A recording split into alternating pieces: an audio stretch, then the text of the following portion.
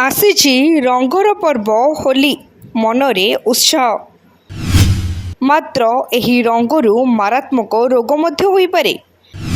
तेबे आमे एबेठू सतर्क रहिबाकु पड़िबो नचेत तेबे आसंतु जानिबा रंगर पर्व होली रे कौन सतर्क रहिबा। आसीछि रंगर पर्व होली छोट पिलांक ठारू आरंभ करी वयस्क पर्यंत समस्ते एही होलीर रंगरे रंगायित होइतांती। होली रे केही काहाकू रंग लगाइले मात्रे ही मनरे थिबा समस्त रोष और अभिमान दूरे जाइथाए। एही रंगीन पर्व मन को आनंद एवं उत्साहित करथाए, किंतु रंग लगिबा द्वारा अनेकंक पई समस्या सृष्टि होइथाए। लोकमाने होली रे अनेक प्रकार रंग व्यवहार करिथांती।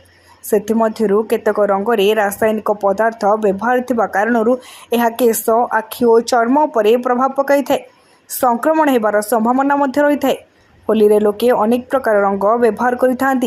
रासायनिक पदार्थर व्यवहार कारणरू सुगंध वृद्धि पाइथाए। एहार मूल्य मध्य कम रहिथिबा कारणरू चाहिदा मध्य वृद्धि पाइथाए। एभली रंग चर्म एवं केश पई बहुत क्षति होइथाए।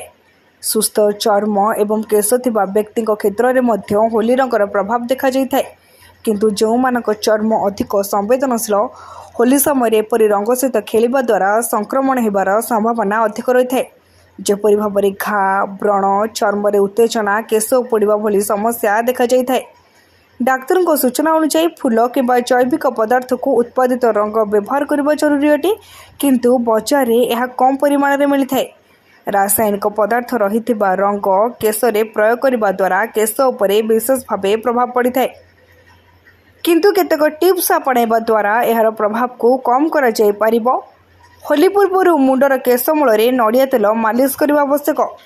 रंग खेलिबा समय रे मुंडरे एक कैप किंबा स्कार्फ पिंधिले क्षतिकारक रंग त्वचा किंबा केश संस्पर्श रे सीधा सड़क आसीबा नहीं। केमिकल रंगर प्रभाव शरीर उपरे बहुमात्रा रे पड़िथाए, विशेष भाव रे चर्म उपरे पड़िथाए, जहाँ चर्मर उपर भाग खराब करिथाए। विशेष भाव रे प्राकृतिक रंग व्यवहार करबाकू परामर्श दैछन्ती डाक्तर।